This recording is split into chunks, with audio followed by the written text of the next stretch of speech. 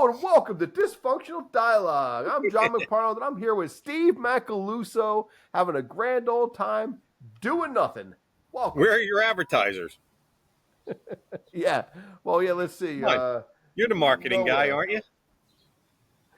Yeah, but again, this is just me playing around. I couldn't care less about any of that stuff. If that happens to come at some point, whatever, I'll take it. But I'm just having a grand old time hanging out with my friends and family and whoever else wants to join in for a conversation, have a fun time, you know. My sister Mary one time, my sister Mary, she called me and she was like, "Well, I didn't know if I was going to be able to touch with you because you're famous now." It's like, yeah, I'm famous. I told Gail, I said, I don't really care about your podcast or anything. I just like hanging out, Absolutely, yeah, absolutely. She's like, the last time you were like, I'm here with Steve Macaluso, fan favorite. And she's like, really? Fan favorite? Well, the one guy that's watching this? He's dude, the fan. I'm your biggest fan right here. I'm the fan of you. She goes, how much money is that making you? I was like, I got to wait for John to start making money. Then I'll ask him. It won't be making any money on this. Just having fun, fucking around. Yeah, we were talking about work. I was telling you about the guy I work with and how he's just a horrible person to have to deal with every. You're gonna give me a whole story here. I got to cut out. I gotta have some content. No names or nothing like that. I was actually going to text you. Yeah. Was it Thursday or Friday? Yeah. Because I know I was just going to give you a simple text. And you knew exactly what I was going to be talking about. I was like, I'm ready to fucking throw this guy out of the lift. And you would have been like, I know exactly what that is. Yeah, I'm like, do it. What are you waiting for? He doesn't even know how to work a computer, I'm sure. Wow, that's something else, man. Damn, yeah. I'm so sorry you have to go through that. I just ride him all day. Yeah, as it were. Yeah. Want to do some? Hey, you want to do some? You just froze up for a minute too. Sure. All right. I was saying, so hey, would you like to do some would you rathers? And I said, sure. So would you like to do some would you rathers? Sure. So if I ever repeat that, it's because I want to make my editing a little easier later on. Sure. Say, would you like to do some would you rathers? Nah.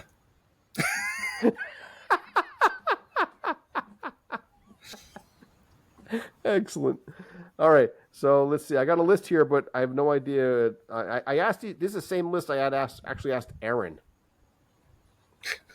Let me go back to. You see, Aaron put a thing out that she was looking for normal people. Yeah, that was excellent. And I was like, do I qualify? Did she answer you?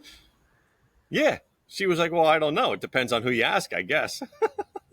Yeah.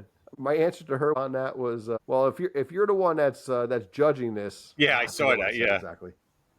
Yeah. All right. Well, you know what? You actually might have answered that one already. How about these suck? These just suck. Sucks being drunk in the middle of the day, doesn't it?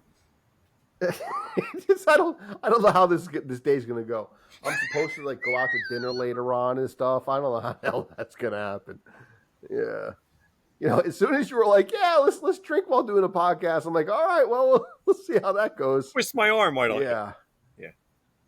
And what did I reply back to you via text? Yeah. All good for the drunken nooner.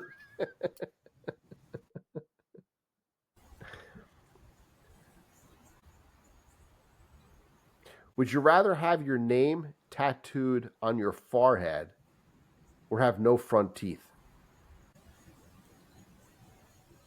I would say no front teeth. Because you could always get some dentures or something like that? Yeah. Or you can always hide it, just.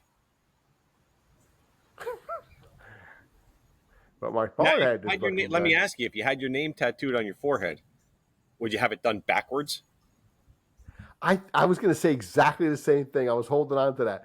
So this way only I could see it, right? When I'm looking in a mirror, you have mirror view, mirror image. Yeah, it's like ambulance. Maybe. You ever look at an ambulance? It's always written backwards, so when it's behind you, you can see it. Yeah. But there is something to be said about other people. You walk up to them and people know right away who you are. You don't even have to introduce yourself. You just go like this. I don't want people knowing who Hi, I am. I am. Yeah, I just assume stay a little more incognito as I do a podcast. I broadcast around the world. Yeah. I don't want people knowing my business. Yeah, I mean, you could always. So we could always go back to some of those old days, right, where we take a magic marker on your face and just write your name on there. It's been there before, yeah. Yeah. Among other things. Yeah. I'm basing this answer on experience. I'd rather have my teeth. You really have. Yeah. Shoe polish sucks to take off. Never mind a tattoo. And plus, the guys will like you that much more by not having any teeth. Give you a gummer. Yes, as they devolve in this conversation. All right, let's ask you this question. Okay. Would you flip a coin if it meant you instantly received $10 billion, but tails meant you die instantly? Yeah, why not? You would flip the coin? Yeah.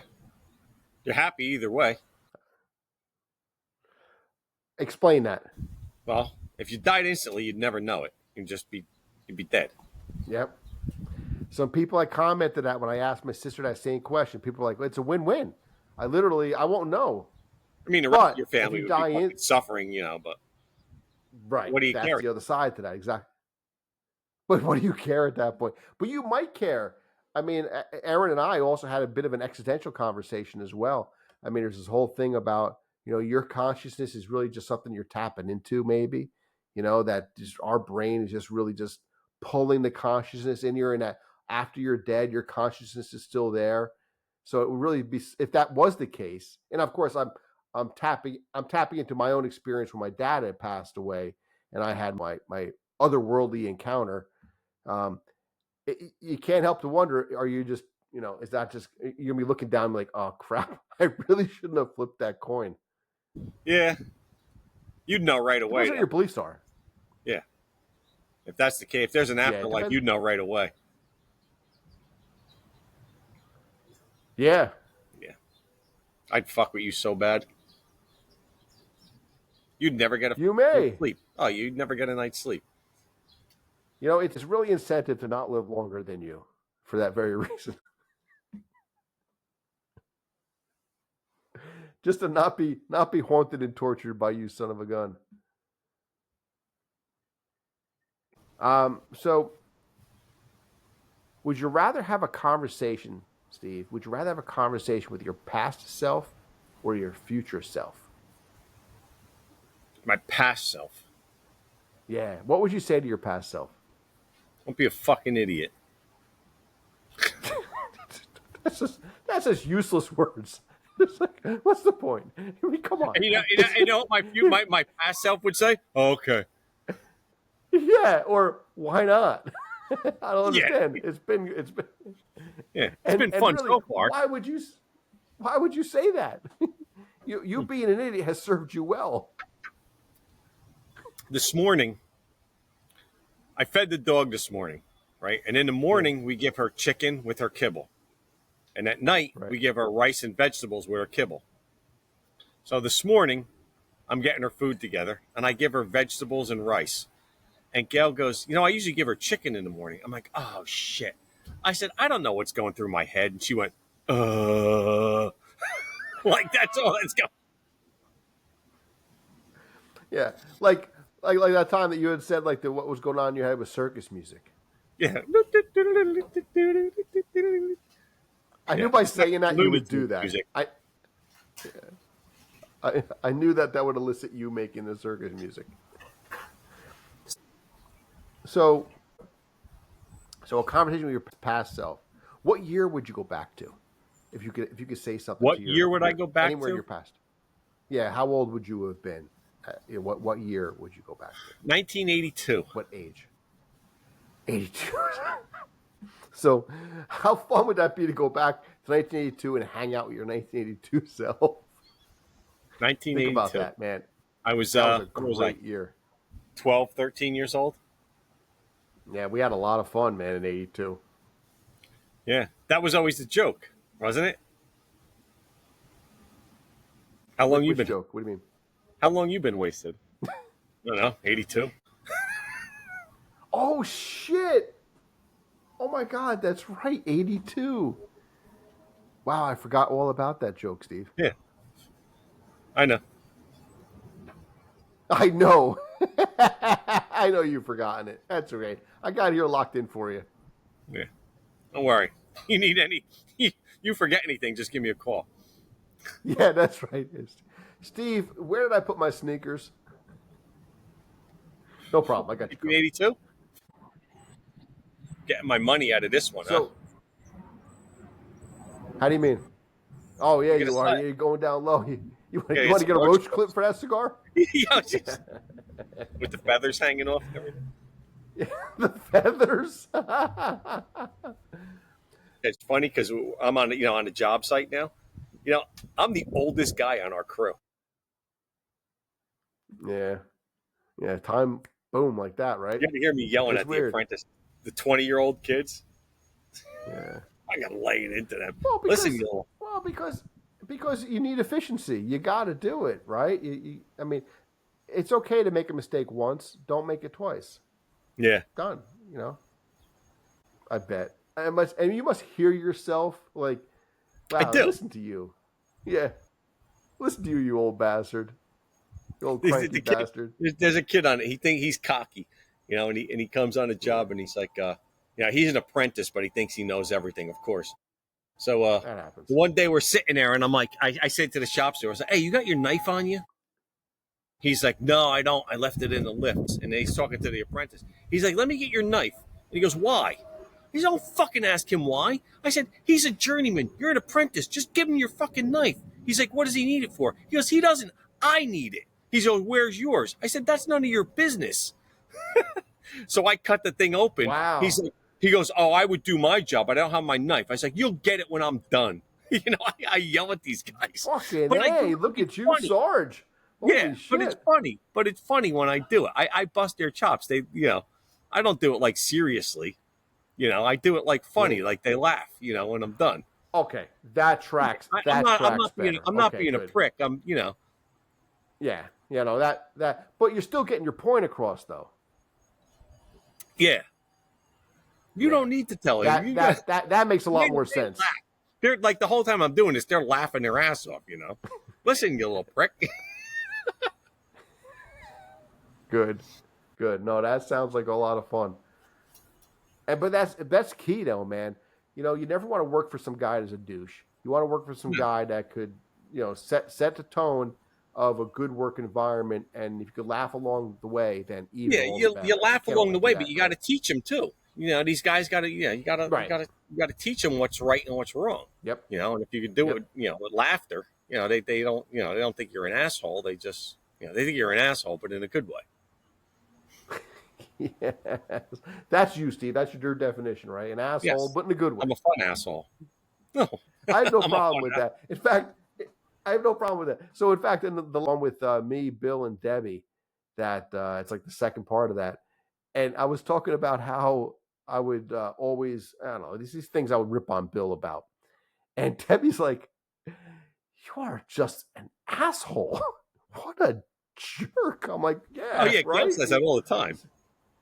Yeah, Yeah, because but that's what guys do though with each other in particular, right? We yeah, bust on each other, yeah, and there's very little filter, or there should be very little filter amongst friends, and Bill gets that entirely. He gets that entirely. yeah, In yeah. fact, there's a couple of stories. There's a couple of stories with him that are just so freaking funny that where the filter was not there anymore. I think I'll hang on to those for another day. But no, I'm going to tell him now, and if I have to repeat it later, I'll repeat it later. I'm not sure if I told you this, so I mean, I can't tell the first part.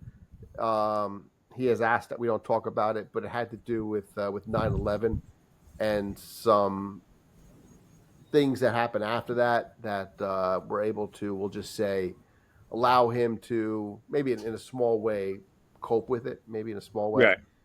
But fast forward years and years in the future. And we have a group of friends, and we're on a text exchange. It was me and all the college buddies, with Bill as one of them. And we've always said to each other, is there really any barrier that we would be too far amongst the joking with our friends? And we've kind of defined pretty early on, and that whole World Trade Center thing that I can't really discuss is kind of part of that, that there really is nothing that is really too far, right? But we're always kind of testing that amongst friends, right? You test that. So I'm in the hospital, and Debbie is having a surgery. It was a real serious surgery that she was having. And the text exchange comes up between me and the guys, and they're asking about who's able to go on a camping trip, which we'll just say it was around August 9th. And I ended up saying, knowing that I was getting their goad, because we'd always bust each other's chops if someone couldn't make it. Like, oh, you got to go visit your cousins, neighbors, kids, kindergarten, graduation, or something like that. And they started doing it. I was like, no, I don't think I'm going to be able to make it.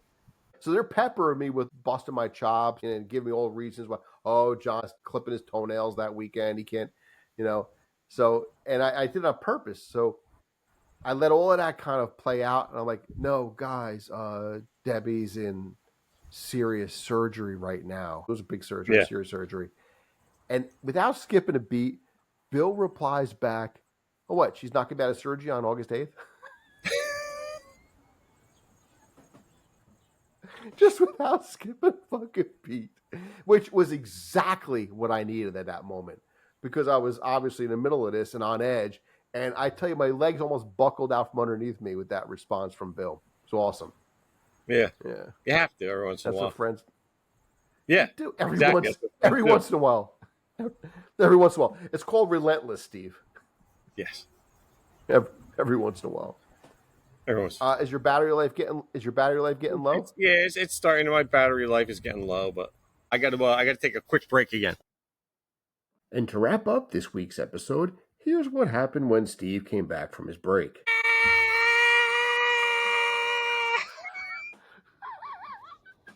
Monty Python, right?